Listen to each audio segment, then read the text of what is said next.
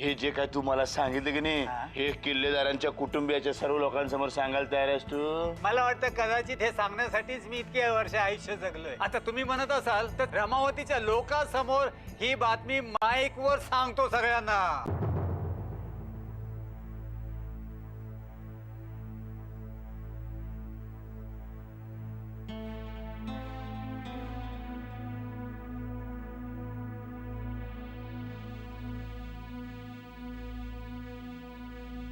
खूप अभिमान वाटतो मला अमृताचा. किती धीराने ती या सगळ्याला तोंड देतेय. खूप कौतुक वाटतं मला तिचं. मला तर कधी कधी आश्चर्य वाटतं, किती हट्टी होती अमृता. एखादी गोष्ट मनात अडवून धरली ना की ऐकायचीच नाही कोणाला. आणि आज तीच अमृता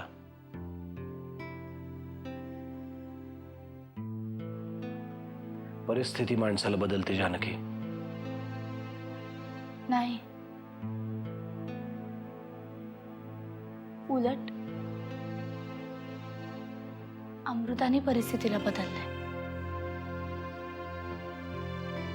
परिस्थिती जितकी जास्त अवघड होतीये ना, तितकं धीराने तोंड देते ती त्याला. आणि उलट अशा परिस्थितीमध्ये आपण तिच्या पाठीशी उभं राहायला पाहिजे, खंबीरपणे. ती म्हणते ना, काही दिवस जाऊयात रमावतीला. जाऊयात ना सगळे. ते तर जाऊच ग, पण एका गोष्टीचा राहून राहून त्रास होतोय मला. अमृताला कशामुळे पॉइझनिंग झालं असेल? अशी कोणती गोष्ट तिच्या खाण्यात आली असेल जी तिनं आधी खाल्ली नसावी? खरं तर काहीच नाही. कारण त्या दिवशी सकाळी तर तिने काहीच खाल्लं नव्हतं. म्हणजे बाहेर जाण्याच्या आधी फक्त 1 ग्लास दूध प्यायली होती. त्यामध्ये आत्याबाईंनी कसलं तरी चूर्ण टाकलं होतं, एवढंच. कदाचित त्या चूर्णामुळेच तिला त्रास झाला असेल. जे काही झालं ते त्या दुधामुळेच झालं असेल. म्हणजे ते दूध बाधलं असेल तिला. कसं शक्य आहे? कारण जे दूध अमृता प्यायली होती तेच नंतर मी सुद्धा प्यायले होते. मला काही त्रास नाही झाला. म्हणजे तुला सुद्धा दुधात चूर्ण घालून आत्याबाईंनी दिलं होतं? तुम्ही उगीच काळजी नका करू. मी एकदम ठीक आहे, मला काही नाही झालं. हे बघ जानकी, या बाबतीत मी तुझं काहीही ऐकणार नाही. उद्या आपण अमृताला चेकअपसाठी नेणार आहोत. तुझं सुद्धा चेकअप करून घेऊया. बरं, चालेल. न जाणो तुला काही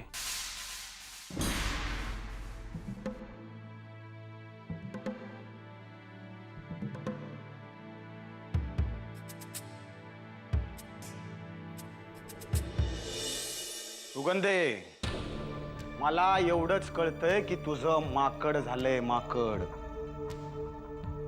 झालंय म्हणण्यापेक्षा त्या परशु शेटनेच केलंय.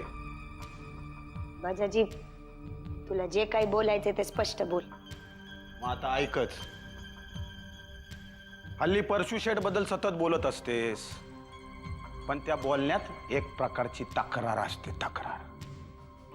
आता माणूसच तक्रार करायच्या लायकीचा आहे म्हणल्यावर त्याच्याबद्दल काहीही बोललं तरी तक्रार असणारच ना त्या बोलण्यात. आधी सारखी माझ्या मागं लुडबुड करायची, आता दुर्लक्षच करतात. दिवसचा दिवस गायब काय होतात. करणार काय रे? तुला वाईट वाटणार नसल तर एक गोष्ट सांगतो. या घरात तुझी गदबी त्या सुमित्रा ताईंसारखीच होणार. म्हणजे अगदी गच्चीवरून नाही, पण गॅलरीतून तरी तुझा टप्पा पडणार. बाजाजी, अरे शुभ बोल जरा. आवडलं असतं, मला आवडलं असतं शुभ बोलायला, पण डोसक्यावरती अशुभ घटनांची हंडी लटकत असताना माणसानं कसं बरं शुभ बोलावं? आता तुझ्याबद्दल सहानुभूती वाटते म्हणून इतकं बोलतोय. आता आपलं काय, आपण मजेतच राहतोय. नाहीतरी बोडक्या, एक गोष्ट लक्षात ठेव, याच्या पुढे त्या माणसाला ना किंमतच द्यायची नाही. आपल्याला जो काही त्रास होतोय ना तो आपण त्या परशु शेठला किंमत देतोय ना म्हणून होतोय. आता नाक रगडत जरी आला ना तो तरी बघणार बी नाही मी त्याच्याकडं. सुगंधे, विषाची परीक्षा घेऊ नये, कारण त्याची नेमकी चव कळायच्या आत आपला निकाल लागलेला असतोय. आता निकाल मी लावणार आहे. त्यांना बनावत जा, हा रमावतीतच, आणि तिथल्याच गोठ्यातलं शेण काढत काढत मरा. मी इथं मुंबईला ह्या घरात मजेत राहायचं ठरवलंय. हे अगं तू मजेत तर मी बी मजेतच ना. म्हणजे जोपर्यंत तू आहेस तोपर्यंत आपले चोचले पुरवले जाणार ग या घरामध्ये. खर तर माझ्यातलं जे कलाकार मन आहे ना, कलाकार मन, ते मला सारखं सांगत असतंय, का बाबा लोकांच्या दारात पडलाय, फुकाटचा गिळतोयस. मग मी जायला बी निघतो. थोडक्या लावू का 2 कानाखाली लावू, असं माझ्यातला बाजाची तेवढ्यात म्हणतोय ग, की बाहेर जाऊन खाणार काय, दगड का धोंडे का माती. मग मी इथंच थांबतो परत. नशीब एवढं तरी कळतंय तुला. आता एक गोष्ट नीट ध्यानात ठेवायची बजाजीराव, आपण दोघांनी हितच राहायचंय कायमच.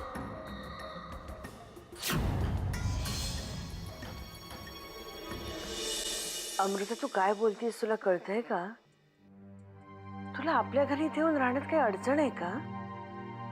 मामा, तसं काहीही नाहीये. मग नरसिंह पाठवतोय का तुला रमावतीला? अजिबात नाही. मामा, बाबा आता पूर्वीसारखे राहिलेले नाहीयेत.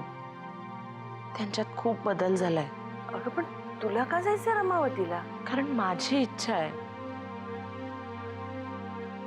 मामा, मला खूप लांब जायचंय, जिथे आर्यनची, माझ्या बाळाची कुठलीच आठवण माझ्या सोबत नसेल अशा ठिकाणी जायचंय मला. हे बघ बेटा, हा निर्णय तू घेतला असेल ना तर माझं काहीच म्हणणं नाही. कारण तू खुश राहावीस एवढाच माझा हेतू आहे बस. मामा, मी मुद्दामूनच रमावतीला जायचा निर्णय घेतलाय, कारण त्या गावाशी माझ्या आईच्या आठवणी जुळल्या आहेत. त्या निमित्ताने मला तिच्या कुशीत गेल्यासारखं वाटेल. ठीक आहे बेटा, पण काळजी घे स्वतःची. आणि हो, मी तुला अधूनमधून फोन करत जाईन. मामा, एक विचारू? परवानगी कसली मागतीयस? विचार ना. तुम्हाला माझा राग नाही ना आला? आपल्या दोघींसाठी ही महत्वाची असणारी गोष्ट मी नाही सांभाळू शकले. हे वेडाबाई, यात तुझा काहीच दोष नाहीये. आणि तू मुलगी आहेस माझी, तू सुखरूप आहेस, हेच माझ्यासाठी खूप आहे. काळजी घे स्वतःची.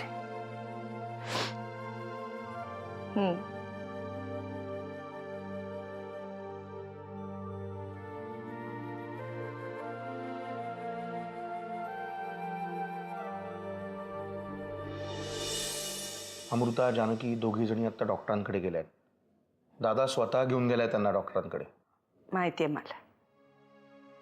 यात सगळ्यात महत्वाची गोष्ट ही आहे की अमृता आता हळूहळू सावरते. अगं दादा मला म्हणत होता 2 दिवस सगळेच जण कुठेतरी जाऊया. तर अमृताच म्हणाली रमावतीला जाऊ. जानकीसाठी सुद्धा हा हवापालट फार चांगला राहील. आत्या, हवा पलट आपल्या सगळ्यांसाठीच चांगला आहे. खरं तर मलाही यायची खूप इच्छा होती, पण अगं कोर्टात इतकी कामं आहेत की आत्ता तरी नाही येऊ शकत मी. अमृता लगेच तयार झाली हे फार चांगलं झालं. नुसती चांगली गोष्ट नाही आत्या, रमावतीला जायचं म्हणून अमृतानेच पुढाकार घेतलाय. जेवढी ती दुसऱ्या कामात स्वतःला गुंतवून घेईल ना, तितकी लवकर या सगळ्यातून बाहेर येईल. आता प्रश्न आहे की युगंधराबाईंना कसं सांगायचं. मोठा पेच आहे बघ. आत्या, आहे त्या परिस्थितीत आत्तापर्यंत झालंय ना सगळं सुरळीत, पार पडतंय ना, पडेल. पुढेही सगळं असंच नीट पार पडेल. म्हणूनच म्हणत होते रे, तू जर आला असता जरा वातावरण हसतं खेळतं राहिलं असतं रे. आत्या, पण सोडायला तर येणारच आहे ना मी. ते ठीक आहे रे, पण आणखी थोडा राहिला असतास तर अमृताला बरं वाटलं असतं ना. कसं आहे बा आत्या, खरं तर घरामध्ये सगळ्यात आनंदी राहणारा प्राणी म्हणजे मी आहे. पण ह्या अशा प्रसंगात ना बावचळून जातो मी. समोरच्याचं सांत्वन कसं करायचं, काय करायचं तेच कळत नाही बघ. अलीकडे अमृतासमोर जाणं सुद्धा टाळतो मी. काय प्रश्न विचारेल, कसे विचारेल, आणि आपण काय उत्तरं देणार तिला. वामन बघ ना यायला जमतंय का ते. बघतो, प्रयत्न करतो. माझी इथली कोर्टातली कामं संपली ना की शक्य तितक्या लवकर तिथे येण्याचा प्रयत्न करीन मी.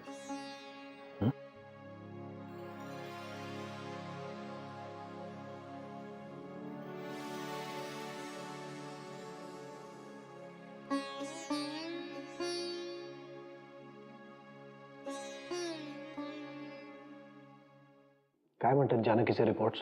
Everything is normal. सगळं काही ओके. पण मग अमृताच्या बाबतीत हे सगळं का घडलं असेल? मिस्टर किल्लेदार, मला वाटतं तुम्हाला वाटतंय तसंच की त्या चूर्णाचा तो ॲडव्हर्स इफेक्ट असावा आणि त्यामुळेच अमृताला पॉयझनिंग झालेलं असावं. पण जानकीच्या बाबतीत तसं काही झालेलं नाही आहे. एक मिनिट हं. त्या दोघींना जरा आत पाठव.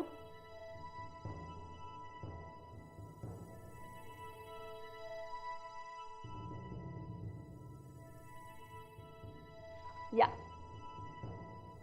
अमृता, तुझे सगळे रिपोर्ट्स नॉर्मल आलेत. आता एकच करायचं, आत्तापर्यंत तुझ्याबरोबर जे काही झालं त्याला एक अपघात समजून विसरून जायचं आणि उद्यापासून एका नवीन सुंदर आयुष्याला सुरुवात करायची. काय? डॉक्टर, मी या घडल्या प्रकाराकडे एक अपघात म्हणूनच पाहते. Very good. या आधीची अमृता आणि आत्ताची ही अमृता हे बघून मला अतिशय आनंद होतोय. अमृता, हे तुझे विचारच तुला या पुढच्या आयुष्यात ठामपणे उभं राहायला मदत करतील. बाकी मिसेस जानकी काय म्हणतायत? अमृता या सगळ्यातून लवकर बाहेर यावी एवढंच मला हवंय. अहो, ती तर यातून केव्हाच बाहेर आली आहे. आता फक्त तुम्ही तिला एखाद्या चांगल्याशा कामात गुंतवून टाका. डॉक्टर, माझ्यासमोर खूप काम आहे.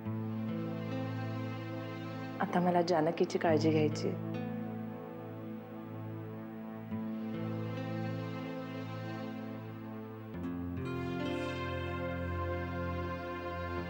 माझी मुलगी शूरवीर आहे डॉक्टर. माझी एक काळजी मिटली. माझा पेशंट अगदी नॉर्मल झालाय. आता मी आजच संध्याकाळची फ्लाईट पकडते आणि माझ्या कॉन्फरन्सला निघून जाते.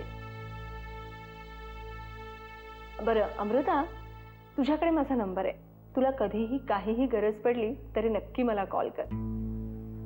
I am always there for you, not just as a doctor but as your friend. Okay?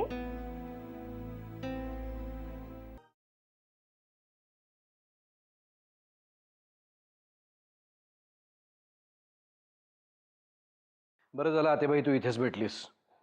काही दिवसांसाठी आपण सगळेजण रमावतीला जातोय. अमृताची तशी इच्छा आहे. हो, वामन बोलला मला. आता अमृताचीच इच्छा आहे तर जाऊया आपण सगळेजण. अरे पण तुम्ही हॉस्पिटलमधनं येत आहे ना? काय म्हणाले डॉक्टर? आणखी काही काळजी करण्यासारखं नाही आहे ना? आतेबाई, हॉस्पिटलमध्ये काय झालं हे महत्वाचं आहे का? मला वाटतं आपण रमावतीला जाऊन काय करायचं याचा विचार करूया. त्याचा काय विचार करायचा आहे? 100 माणसं तिथे दिमतील. तेच तर आत्याबाई, तिकडे गेल्यानंतर अमृताच्या मनाप्रमाणे सगळं झालं पाहिजे. तिला जे जे आवडतं ना ते ते तिकडे झालं पाहिजे. तिकडे सगळी माणसं फक्त अमृतासाठी आली आहेत असंच तिला वाटलं पाहिजे. ते सगळं करूच ग, पण डॉक्टर काय म्हणाले ते सांगा ना. कशामुळे झालं, कशामुळे हे सगळं? ते बाई, हा विषय आत्ताच काढला पाहिजे का? अरे आत्ता नको तो कधी काढायचा? काय काय झालंय ते कळलं म्हणजे एकदा पथ्यपाणी नीट करता येईल ना. तिला खाण्यातलं काहीतरी बादलं असं म्हणाले ते. खाण्यातून काहीतरी झालं म्हणजे? असं कसं शक्य आहे? अगं गेले 4 महिने तुम्हा दोघींचं सगळं खाणं पिणं मीच तर स्वतः बघतेय. खाण्यातून कसं काय होईल? तुमची दोघींची औषधं सुद्धा सगळी सारखी आहेत.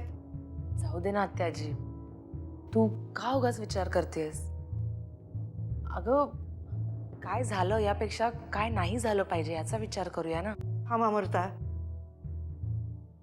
याचा अर्थ असं काहीतरी झालंय जे तुम्ही माझ्यापासून लपवत आहात. काय झालंय नरसिंहा? त्या दिवशी दोघींनाही मी दुधातून एक चूर्ण दिलं होतं. त्याने का नाही ना काय झालं? नाही आत्याबाई, म्हणजे फक्त तेच कारण नाहीये. म्हणजे या सगळ्याला मी जबाबदार आहे. तुम्ही काही म्हटलं तरी तरी माझ्याचमुळे झालं आहे सगळं. बघितलं सात्याबाई, वाटलंच होतं तू असं मनाला लावून घेशील म्हणून सांगत नव्हतो तुला. तुम्ही सांगितलं नसतं तरी तुमच्या चेहऱ्यावर दिसलंच असतं की ते. माझ्या अगं काय बोलतेस तू? असं काहीही नाहीये. आत्याजी, आत्याजी,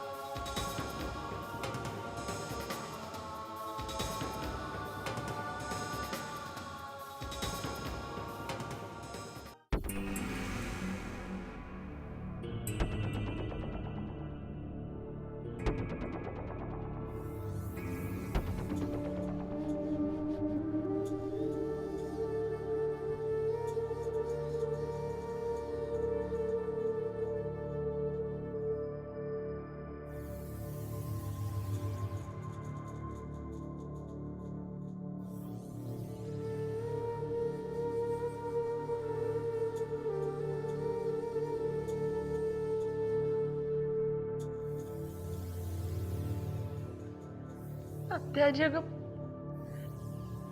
यात तुझी काहीच चूक नाहीये.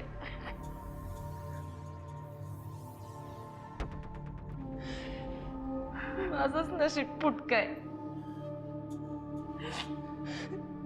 तुम्ही कोणी काही म्हणालात तरी माझ्या औषधामुळे झालंय सगळं. अगं पण तेच औषध तू जानकीला सुद्धा दिलंस ना. मला माफ कर ग. हात सोडते मी तुझ्या पुढे. अगं या अपराधाचं काय प्रायश्चित्त घेऊ तेच कळत नाहीये मला.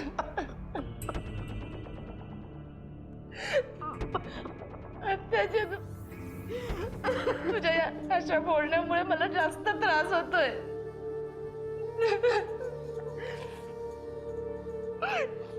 जा ग बाळा, जा तू.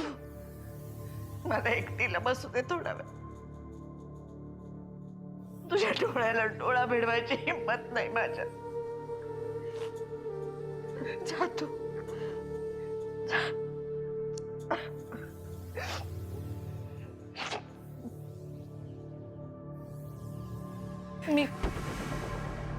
मी जाते आत्याजी,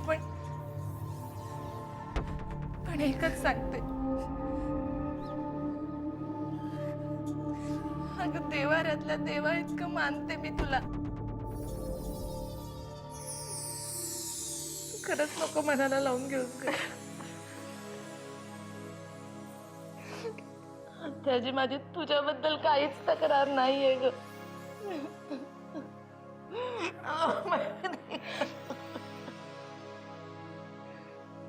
आहे